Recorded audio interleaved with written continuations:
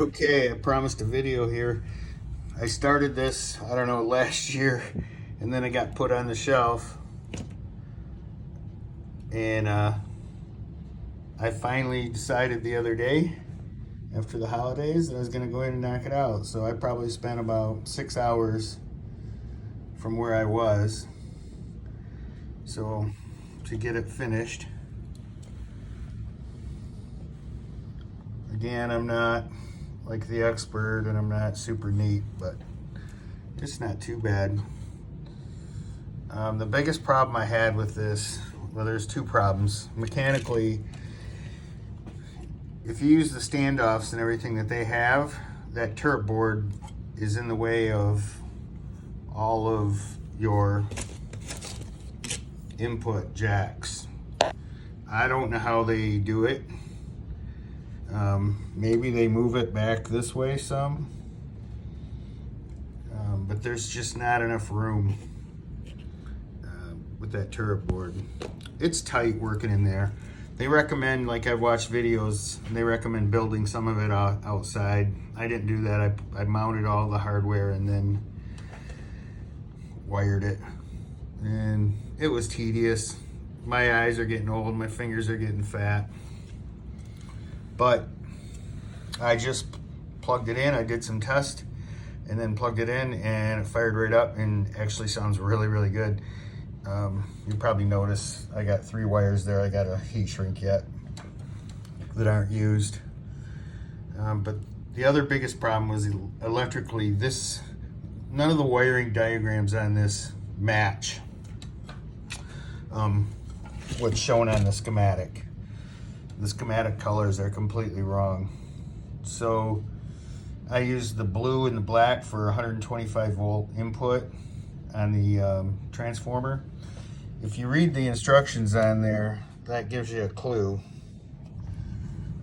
It turns out for me, the greens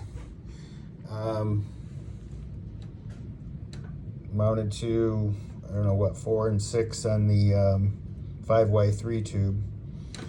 And you might remember the one they sent me was broke, so I had an extra JJ sitting around. That worked out fine.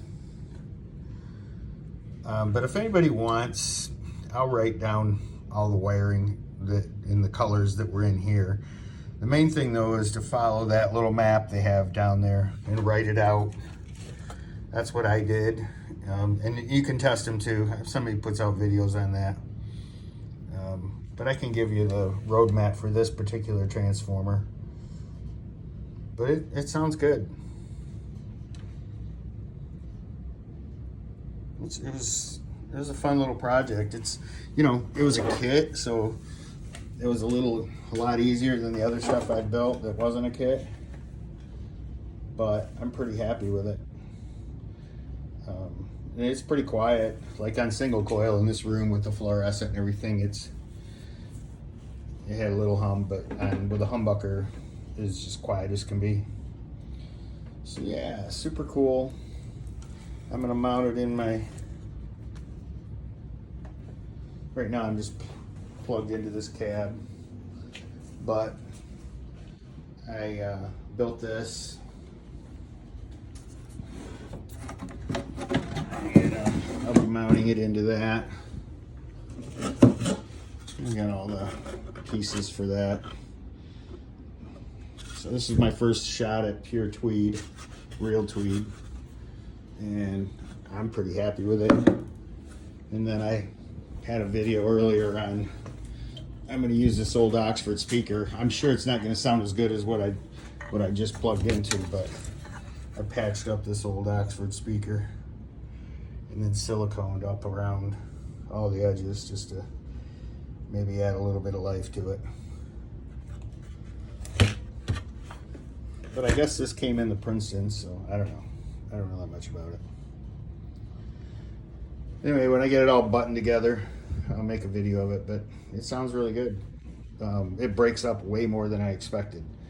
I expected it to be really clean, and it doesn't take much to break it up at all. So sweet.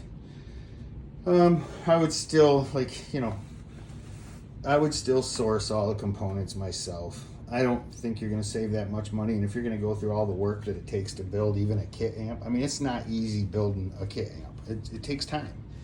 And you have to know how to solder. You have to still figure things out, where things are going to go. You have to think ahead on the layouts. So why wouldn't you just spend another $50 and get rock solid components? Maybe $100 at the most. But that would be, you know, this is not like this stuff's junk. The tubes are good, it seems like. It's just, you know, to get a transformer, I mean, the extra $50 that if I'd have bought a transformer with known wiring scheme would have saved me hours.